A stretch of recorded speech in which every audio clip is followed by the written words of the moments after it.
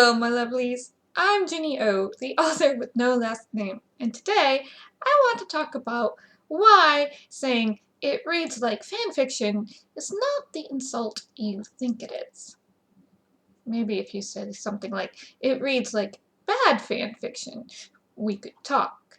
So I do have a list of about 11 things in front of me, so we're going to try to keep it under 20 minutes while I go over this. So I have heard in different circles, I don't really care what circles you're talking about, this kind of thing come up over and over again of, well, it reads like fanfic, and it's kind of said in this snide tone of voice, even though fan fiction has progressed from the 1960s until now to be a more acceptable, common, established type of thing.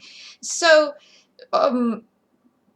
to say it reads like fanfic is kind of like not really the insulting snide type of knock that it used to be. So, let's go over why. Number one, if there was no demand, there'd be no fanfic style. Okay? If nobody liked fanfic, if nobody was reading fanfic, if nobody was writing fanfic, there wouldn't be fanfic. Okay, there would not be this type of quote-unquote style for you to say, oh, it reads like fanfic about.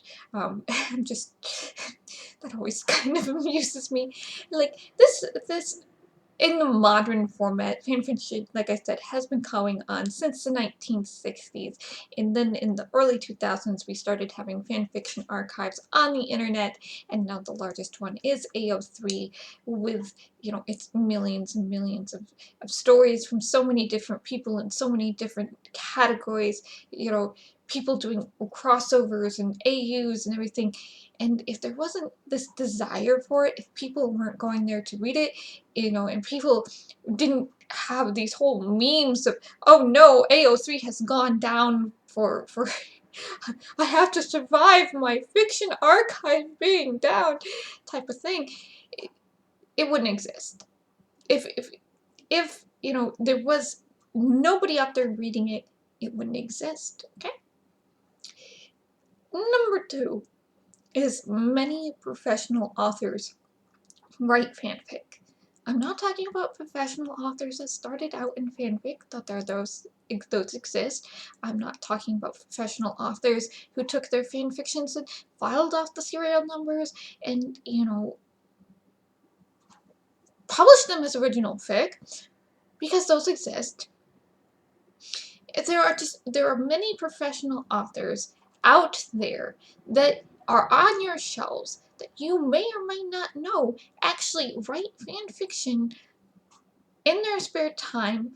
They post it to AO3 under another name, or Wattpad, or whatever. People of all walks of life are doing this, from the professional authors to the 12-year-old kid, okay? So saying that, it's just something that amateurs do, and so, that kind of, oh, fanfiction is amateur hour, when you're talking about it. Now, there are professional writers out there who write fanfic, and there are professional writers out there who were behind the origins of AO3 because they wanted a place where they could post their fanfic without fear of it being taken down. Okay? Number three, fanfiction is older than dirt. It's only in the last 100 to 150 years we have sought these original stories. Because before then, nobody wanted to read original things, really. It was, oh my god, you have this original idea? How boring. I want to, I'd rather hear about, the adventures of Reynard or Beowulf or whatever. It was very, very common for older authors to take real-life events and fictionalize them, or, take oral tales and just retell them again. It was very, very boring to them to think, oh, you're going to write something original. Where's the profit? Where's the fun in that? So people really wanted to see if things they knew and loved told over and over again. And now that we have publishing houses and it's turned into this big capitalistic industry, now we have people going, oh, we want original stories. There's nothing new under the sun. Good luck with that. Um, so number 4, is pulp fiction really any better than licensed or fan fiction? So pulp fiction is something that you might recognize from the older traditional publishing. Was they would put out a lot of books, and they were usually written by ghost authors of things that were really thin, that came out really fast. They were like dime novels or penny mysteries. And what would happen, a lot of romances in this, was they would have these outlines of stories, and they would write something really quick, and then they would lift descriptions and lift it and find another outline, lift descriptions and things from the first story they wrote, stick it in there, and just write something else really, really quick. And today's pulp fiction is the romance novels and cozy mysteries that you can find by authors on Amazon who are putting them out under every 3 months, so they stay up in the algorithms. So is that style of writing really any better, any more technical? Is it any more edited than fan fiction? In my experience, generally no. I read both, so generally no. Number 5, fan fiction and the upmarket writing style is current modern writing. Okay, so upmarket style takes literary, character-driven narratives and puts them inside genre plot driven narratives to kind of lampshade and comment and subvert things about society. We could call this women's lit or contemporary lit, but the upmarket writing style is currently where we're at in the modern writing. And fan fiction writing is very much that character-driven type of style, which they put into a lot of, sometimes eye-rolling genre formula and big plots, but that's okay. So it's current modern writing. Traditional publishing houses are starting to look for this type of writing. So to say, oh, it reads like fan fiction, when that's what people are looking to read, is not helping your cause any. So number 6, the fan fiction readers are knowledgeable. Okay, they know their tropes. They know what they want. They know the length of what they want. They know the content they're looking for. They they know pretty much very down to a T exactly the type of book or the type of story that's going to make them happy at that point in time. Okay? So they will have a list of things that they are looking for in a story. And if your story doesn't meet that type of list, then they're just going to hit the back button and move on. That's it. So fan fiction readers, people who are, growing up on AO3, they know what they're looking for. Okay, and so this leads to number 7. So fan fiction hits a broad range of wants in needs and types of stories and in representation readers can't find from traditional publishers. So when you're in fan fiction and you have all the time in the world to write and hundreds of thousands of people writing and submitting to an archive, that means there are a lot of type of stories being given there. And, okay, you're going to get your general, high school stories and magical school stories and college AUs and coffee shops and we're going to turn everybody into mermaids. But you are also going to find a lot of representation in both race and then LGBTQIA stuff that in types of experimental prose and in types of experimental stories that you won't be able to find with traditional publishers. Okay, and number 8. So when the fan fiction reader is looking for things that they want and things that they need, it is often so much easier to find fan fiction that will meet their wants and needs, thanks to tagging, thanks to the fact that you can sort things by length. You can sort things by, okay, I want this year, because I know during this year they had some sort of, you know, writing prompt thing during Christmas, so I want from here to here because that's where these people put out all the Christmas stuff, or maybe they'll put it out in a collection, so it'll be in somebody's like bookmarked collection, so you can find that collection and browse through that. You can browse other people's bookmarks. You can, go into people's recommended. You can click on tags. It's just so much easier to find things in fan fiction that you want at a length you want. I have a couple hours, so I just, I want something that's under 40,000 words. Okay.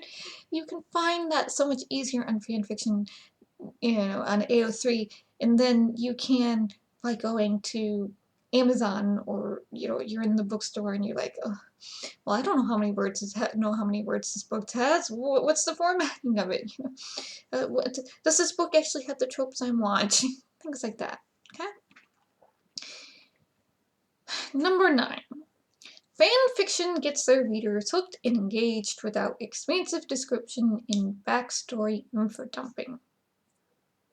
So, fan fiction authors have this conceit of everybody's already watched the canon. And so everybody knows what things are supposed to look like and what rooms are supposed to look like and what people are supposed to look like. And they know the expansive backstory of what's going on in this country thanks to the canon having already explained it. And so if they change something, all they have to do is explain their little change and on they go. And sometimes this is to their detriment. I mean, sometimes they really do need to add more description. But a lot of times it just means they're jumping into the plot right away, and they're going, this is what's going on, and this is what they're doing, and this is, here we are, we got the goal, let's get to the obstacles, let's get the story rolling, let's get right away to the good stuff.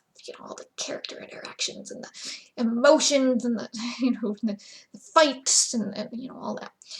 And yes, sometimes they do need to add a little bit more description so people know what's going on, because there are people who will come into fanfiction canons without knowing anything because, they read a crossover or something and now this character's intrigued them and now they want to go read something more about that character, but they haven't taken the time to do more and then just maybe, know what they read from that previous fanfiction. Or, sometimes maybe they'll go skim a wiki or Google an image, but they really don't know very much about that character. So they'll take that character at face value type of thing in the news stories. So sometimes, yeah, you might need to add a little more description just for those people, but in other words, trad publishing could take a lot more notes on this. Like, I've noticed, I've been trying to read books and I've just been noticing, like, I'm digging through these books and I'm going, where's the plot? Please can we get to the plot? Plot? Anytime soon? This is all well and nice, but please, plot! Can we get to the story? I've had enough description. I've had enough backstory. I don't need to know all this, do I? Okay. Plot, please. So trad publishing could take some few more notes on, getting your readers hooked and engaged right away and keeping them engaged. Keeping to the story. Number 10. Fanfiction in general knows what type of story it wants to be. Okay, occasionally you will get the story that it's wandering through all the different genres. Okay, first it was a mystery, now it's a romance, now it's a thriller. So, sometimes because you get a lot of experimental writing and there's no one, poking their shoulder and going, you need to keep this at 165,000 words. And you're going, no, I'm writing a 500,000 word fanfic and it's going to be all these things. It's like, okay, you do that. I mean, that's your time. Have fun with it. But in general, when you're reading a fan fiction, they have a concept. The writer has a concept and they will stick to that concept so that they can get through the story, and get on to the next one or hopefully complete it. Sometimes you don't get complete works with fan fiction, but that's just the way it goes. You're not paying for it, so hit the back button and go on to the next one. But they have a concept, they stick to this concept, and they will go into the tags and the categories, and they will know how to tag and categorize their concept to, what quote-unquote genre it is. So, and like I said, sometimes the plots are very stereotypical. It's, oh, that's just your normal young and adult plot there. And at the same time, they also will tend to have more representation or some type of inversion slash subversion to make up for it, And there's something to be said about the fact that people do want to read comforting things.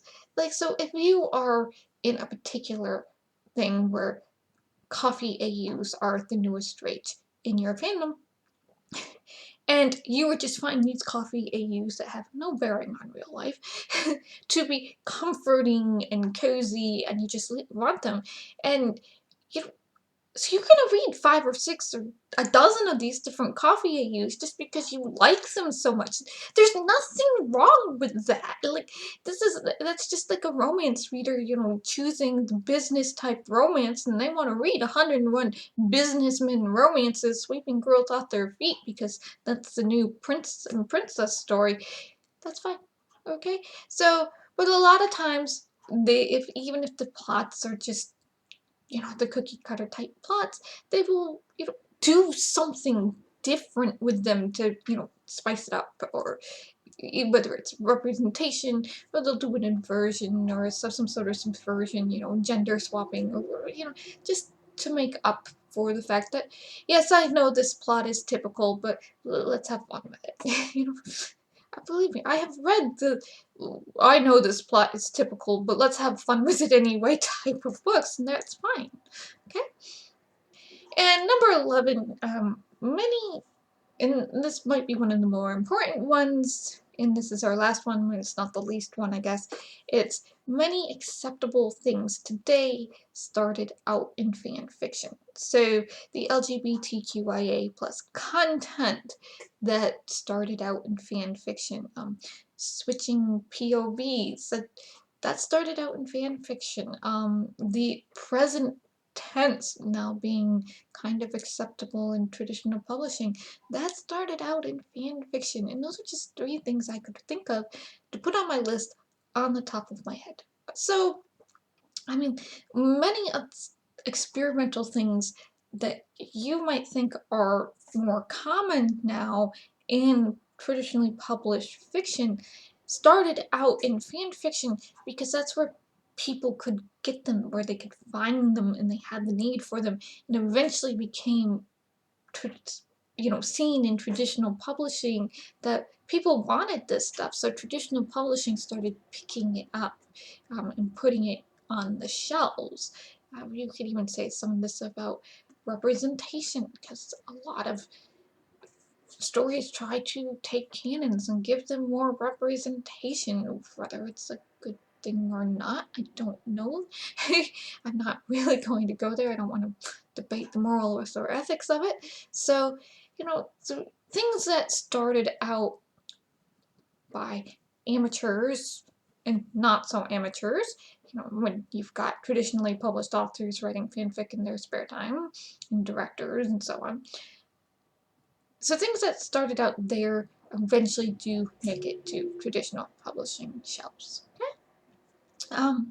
So saying that it reads like fanfic is less of an insult today and actually more of a descriptor, and could be very helpful for somebody like a librarian to be able to say, oh, this book has an easy reading style. If you like fan fiction, you might like to read this book. So that is, can be very helpful to people who are trying to recommend books to people when they're not being snide about it. So anyway, it's really quick. There was no demand. There'd be no fanfic. Many professional authors write fanfic. Fan fiction is older than dirt. Pulp fiction, is it really any better than licensed fiction or fan fiction? Licensed fiction being things like Star Wars and Forgotten Realms and Warcraft and Star Trek, etc. Fan fiction and upmarket writing is current modern writing. The fan fiction readers are knowledgeable. They know what they want, okay? They know their tropes. Fan fiction hits a broad range of wants and needs and types of stories and representations that readers can't find from traditional publishers. And they're a lot easier to find in fan fiction thanks to tagging. And fan fiction gets their readers hooked and engaged without expansive description and backstory. Fan fiction generally knows what story it wants to be, and many acceptable things that are in books today started in fan fiction. So it's not quite as insulting as you really want it to be sometimes. Maybe if you're, like I said, maybe if you're saying it reads like a bad fanfic, then you're going to have to start qualifying what you think a bad fanfic is. It would be more insulting. Thanks for listening. Take care of yourselves, my lovelies. Bless, stay safe, and I'll see you in the next video.